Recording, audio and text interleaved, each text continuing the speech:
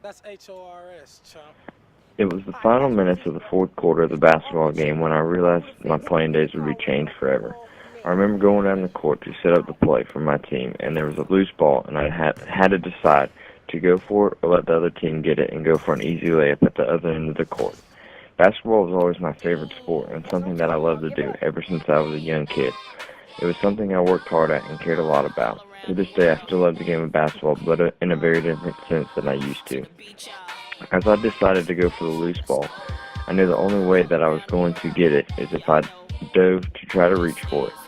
As as I was deciding to dive for it, I knew there was no turning back now, and so I went with my gut and took the leap to dive for the bouncing basketball, as the other team was trying to get a hold of it at the same time.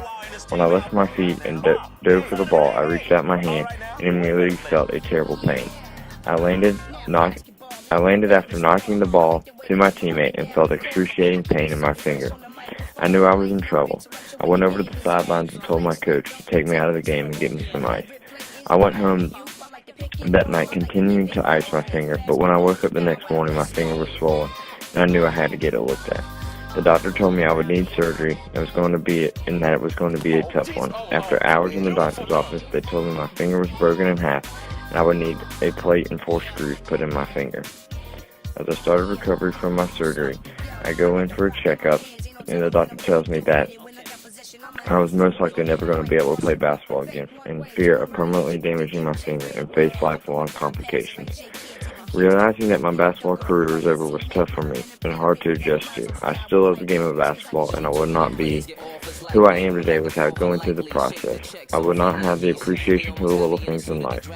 Having a passion is something that everyone should have, and even if you can't do it anymore, it doesn't mean it still isn't a part of you. Every day I look at my finger and remember how I got to where I am today, and that I always have the vivid memory of how my basketball career ended. JD gon' lead us to a ring. Fab and Bow Wow's the only players that make cheerleaders wanna sing.